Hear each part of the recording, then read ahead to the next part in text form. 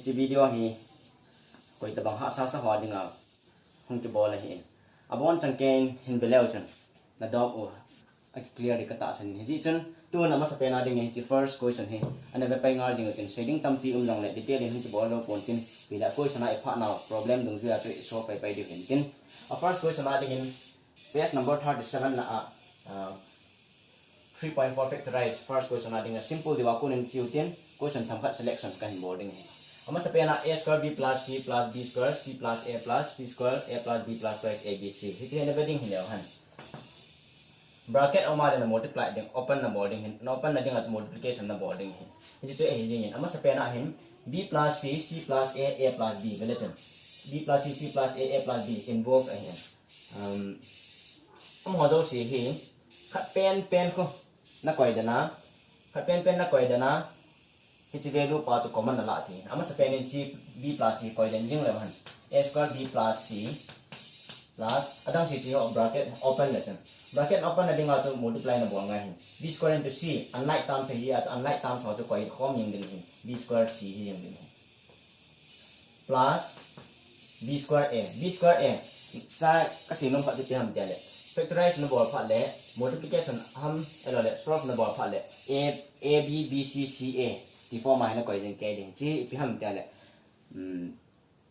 cyclic expression a b b c c a thì cái the form ai nó coi ding ke ding chi a chen b square into c to b square c ka b square into a to a b square lo na ti ding plus apa na next up bracket open kita to c square a plus b c square plus twice a b c ये variant lesson tu na ba na b plus c common na la do no mai tan to hin b plus c common na la do ding he chi he abet in jin lang abana to hin 1 2 3 4 he cho cheng apo na he b plus c he common na la do ding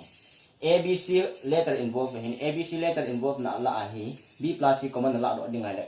mention lo to b plus c b c mention lo to a na a om no ho bele chen tun a cha am tai na abana cha hin a am tai ele a na te ho hi common la ding b adang te ni hi common la ding ta ele a so ke ji chen a to common la do le chen bracket a into b square to a b square plus abana chala a kin c a into c square to c square a c square na abana si pena a kin hin sa a common la do ale about to twice b c bo ngi ta ele sa chun b square c square sorry b square c b c square he amani he common la ke ngai ding amani ko na he pham common ni ta le b le b c le c chi he b b c c chi amai le sa hi anyo zo la ding anyo zo la ji ting le b square le b ko anyo zo to b common la ding ele c le c square anyo zo to c common la ding atu ta le chun b into b to b square c ding plus b into c bc into c to bc square c na mo ding ele tun belation a square b plus c plus a tun b square plus c square plus twice bc formula chu ipin la thiam ta le formula khat no hi chu pi ham ta le a square plus twice x square plus y square plus twice xy formula to x plus y whole square hi ai le x square plus y square plus twice xy formula to x plus y whole square ai le tiong hi b square plus c square plus twice bc formula to b plus c whole square hong ni jing ding ai le cha dong hin bc ko bet mi pu ta ket lang next sa hin tun relation a square b plus c a b plus c whole square plus bc b plus c welcome b plus c b plus c b plus c hum so ke ahum so ke fa na cho b plus c cho common la do the ding ai ele b plus c common la do te le chen adang si system bracket sa he pi tam a square na lai plus sa he pi ba na lai a jong hum ba nen ting b plus c hi ni he b plus c khat na la do ale b plus c square to kan b plus c into b plus c tina b plus c into b plus c ni la khat na la do ale b plus c khat ba na lai a b plus c abana sai b plus c na la do ai le bc var ding tun b plus c kila do ta ka sei banga chu a plus b b plus c c plus a na la do ding ai a chu b plus c la do ai ta hi a plus b le c plus a khat do na la kit na ding a hen bracket open kit le chun b plus c a plus bracket open to a into b to ab plus a into c to ca plus bc tun ya ka sei banga chen lai ho la he na de pen pen na la kit the chu a plus b na la no mam c plus a na la no mam chu nang ma de de a plus b la do ding hi la chun ya ka sei banga chu pattern chu ke bang ding hi a plus b na la do ding ai la a ki sei lo chu c na a b convention lo chu c letter c a chu te la c na be ke la chun c le c g a ding na ai la c plus a zo na la do no mai le c le a convention in b convention lo b na ba te ni o te ni ko man na la ding te ni ko man na la de tin he kit chu te le a plus b la do nom pa la do the c plus a la do nom pa la do the e ba cha answer chu hong ti bang tho tho ding tun a plus c a lo c plus a la do ding he te le chun convention lo b chun mark de ta mark la chun amani he common na abe len ki sei kit le a plus b na la do no mai le c na ba ding b plus c na la do no mai le sorry b plus c sai ta a plus b na la do no mai le c na ba ding pe ta la chen c na te ni chu chi kit na te le tun te nga hen common la do de ta la chun a plus b chu common ke ham lại mistake ka chu pe ham ta chi a square ko a square ka hi len sorry a square plus ab cha hi common la do de ta le chun a square le ab hi a common hi anyo lo common la do ni anyo lo common la do ale a into a to a square plus a into b to ab plus cha common c la do de la chun c sa a var bana b hong ke de ai le tun ve ke la chun a plus b common hoi ta a plus b common la do ai le a le c yung ba ding ta a plus c ba te ni chun ko kom tu bang chun a plus b ni chi a plus b common la do a plus b into a to a into a plus b a plus b into c to c into a plus b tu te le now a plus b plus c plus a so this is the required solution tun abana question and make it the next question again a plus b plus c whole cube minus a cube minus b cube minus c cube he chena make it the question he can select ding hin ati bang du ho chu kan da la ding neo khat important ka sa je ho chu ka hin boarding he ji chun apoi mo a hi in a ha ekin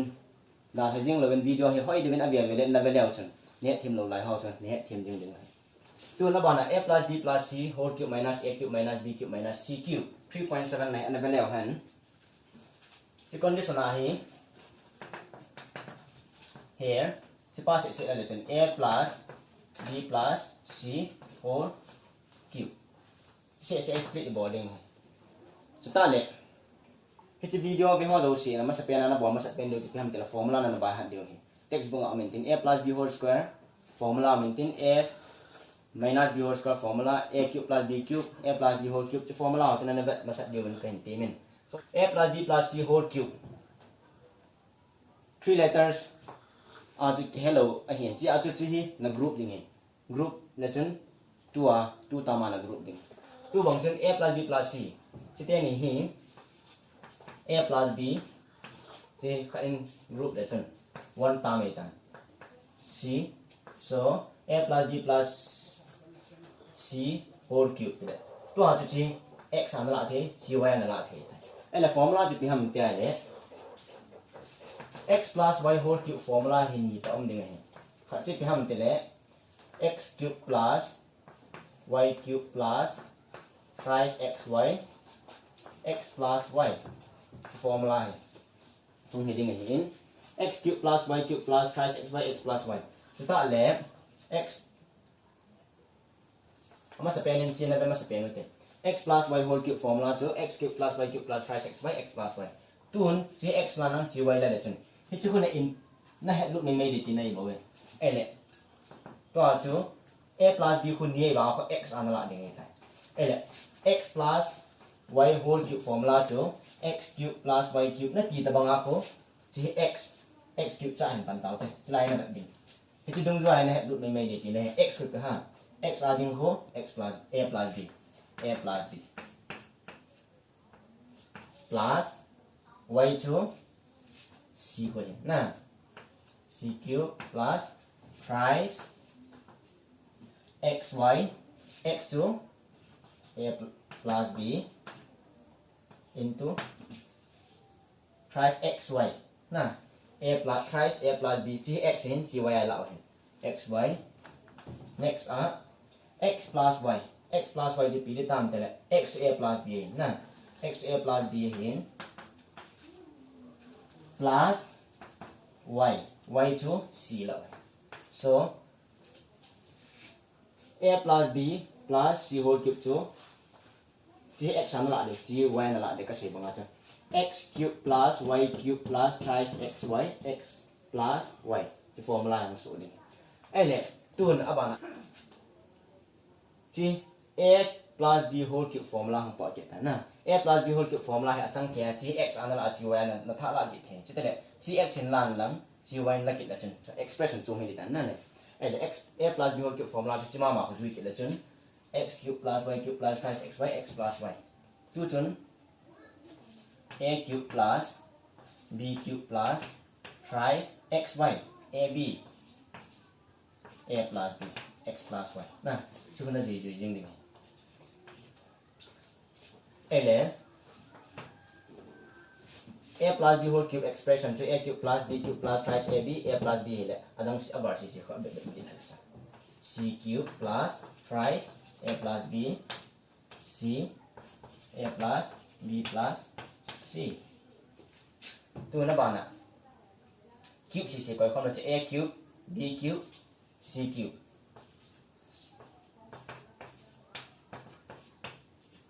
cube sẽ nó gọi không mà lại vào chữ p hàm tay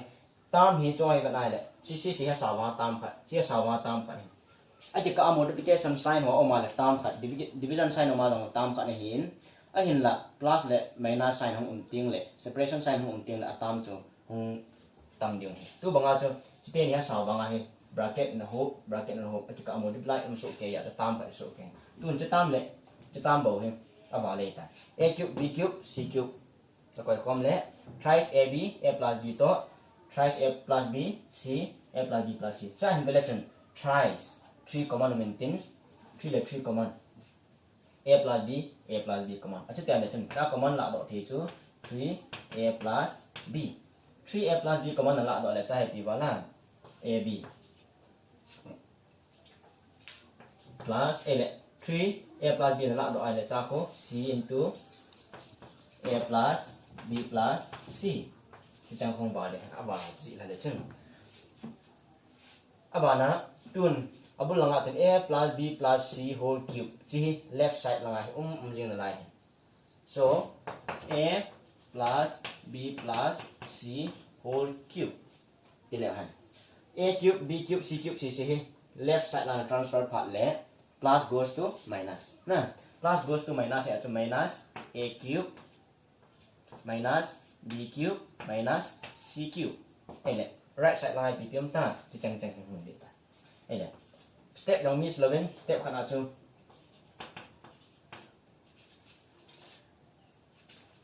si bracket hong pai pai la chan ab plus c into a ca plus c into b kasi mau cb nanti lo dia bc nah bc plus c into c to c square then thrice a plus b tuần bracket là chân thrice a plus b ab c c square a plus b không mà là b plus c plus a chỉ tên nhau cho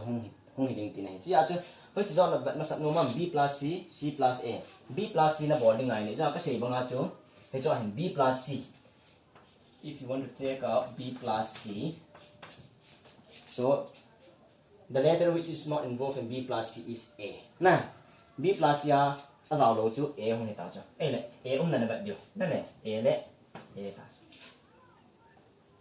chu b plus c na ho ro nom ja chu am na na ba ni adang avat pa c plus a na ho ro no mai le c a b b um na ba chu to hin c yong ki ele chu te ni a hin ga avoiding te le ha ja bang chu b b b common le ta b common na la do ai le a plus sa common chu b na la do ai le c ba na ne abana adang ke ni he body la chun chai c a min chai c square min ai le c c c kat common la do la chun chai a c into a c a plus c into c c square so thrice a plus b abana a plus c common a plus c common chu na la do ai le chai pim de tam b remains plus here c remains so a plus b alphabetical order b plus c abana a plus c to c plus a this is the required solution last na ding in 3.9 a cube plus b cube plus c cube minus thrice abc a cube b cube ong ta ya a plus b whole cube formula na ba ta gen ne he application chu ne he ta do ka ta sanin a cube plus b cube to x cube plus y cube formula chu new min ta ti pem x plus y whole cube minus thrice xy x plus y x plus y whole x square minus xy plus y square chu formula te ni khomir sin lang tun direct about le han a cube plus b cube formula chu apply ning na direct nga a cube plus b cube formula a plus b whole cube see x plus y whole cube chu kona jui ding a plus b whole cube minus thrice ab a plus b ele a plus b whole cube minus thrice ab a plus b hi chan expression hi a cube plus b cube mani abana aba si c cube minus thrice ab c chu ka ben ji ta ke chun next up tun a plus b whole cube c cube ti te ni koi khom la chun a plus b whole cube plus c cube chu ta le aba te ni ho di ta so thrice ab cha common la do thi chu pi ham ta le thrice ab common la do la chun minus na minus thrice ab common la do ai le cha remain chu a plus b remains here and chi minus na mon na ding a cha minus common la do ita minus common la do le minus plus minus ding cha chu plus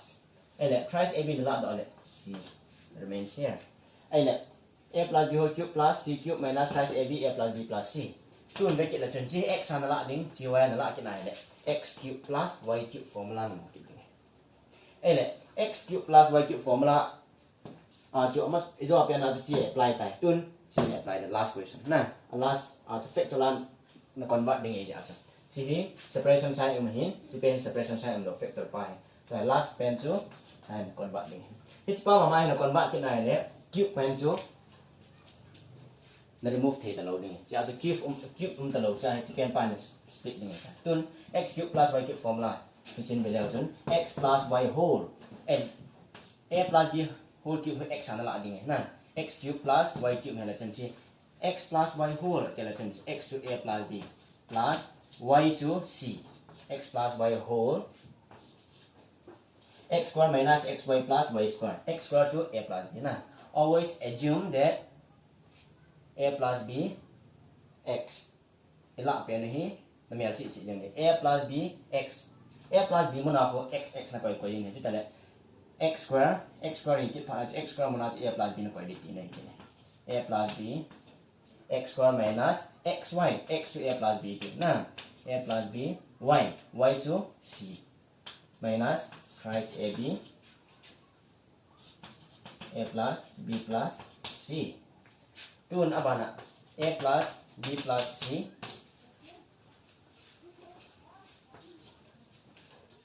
a plus b plus c whole a square minus ab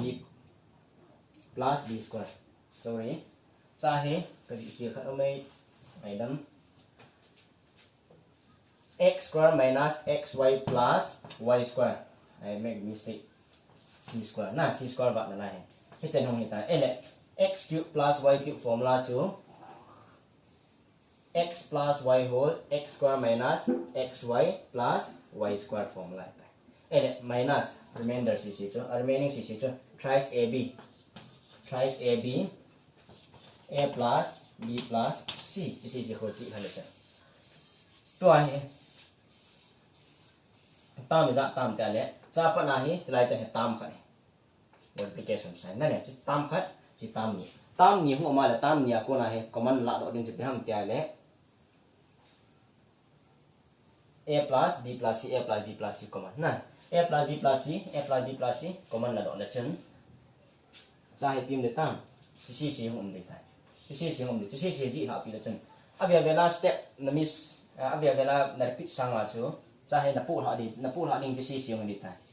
so chỉ là bây giờ chân a plus b whole cube split điểm bay split đi split bay liền a plus b whole square formula chứ a square plus twice ab plus b square nah minus sin a plus b to c multiply by sin to a c a b b c c a na a c na tilawin c a minus plus minus c into b to b c plus minus okay minus a into c to minus c a minus plus minus b into c to minus b c abana plus c square na di ai le tun a plus b plus c common la do achu chi hi chi ta ma de ngai chi ba le aba si na si ha na split pai na ele next time chi second time pa hi a plus b plus c na la do minus right a b chi ko ba na chu di na le chun a plus b plus c a plus b plus c sa ko na hi độ thế chứ bạn ạ next a square b square c square c square form là chân a square plus b square plus c square đây là ab b c c agak bel te common equilibrium twice ab thrice ab đây là 2ab minus 3ab chứ nó bỏ đi lẽ plus minus minus đây là 3 minus 2 chứ 1ab tí này 1ab thì sign thì nó là đem từ là greater sign always remember plus the minus one so part le sign la ding chu greater sign la te te 2ab to 3ab to 3 len zo ya chu assign 3 sign pen chu minus ab minus bc na minus ca chi hun ding so cái chân này khát ăn trái cái chân nào trong hay khát trái thế ấy là anh em sao textbook đừng dựa cái số bìa bao hồi cái hàm thế là half suppose ang kila may hin half into a plus b plus c ai kita le half into 2 to 1 tin hito to na achung na mo thina ding a cha hi 2 na ko le 2 to 2 na ka na le achung na mo thito to si ki mo thito to en la na kat ke thau thau le there is no use of putting taking assumption 1 by 2 le 2 hin la hi ka na lo ding chi a chu 2 bang chu na la na pa cho hung kon do na pa cho ka sei tu le tu na ka kin ala chung na mu tho to le step ti chu met sa chu second step ma ko na previous step pa no mu ki tho ngai cha cho tu hung ni te le tu ne sa chai tu na la ai le sa tu na koi ta he chi tu na koi chu chai na koi ta thak ka ne chi he tu multiply su ke chi to multiply su ke le 2a square plus 2b square plus 2c square minus 2ab minus twice bc minus twice ca chi hoi de ta na e cha tu yo si chu common la do la cha la koi the cha la koi pen chu to na ka nai le a chung step pa na mu tho na ne ele 1 by 2 a plus b plus c 2a square plus 2b square plus 2c square minus 2ab 2bc 2ca chi te le next a hen tun bracket la chun okay right as it is 2a square ko pi ham te le a square plus a square ni ti na ta chu a square chu ni na la ai le a square ni na la ai le b square long ni c square long ni a chu te le sa he a square ni la ai a khat la do la chang a b um chu na cha a b um ja chu a square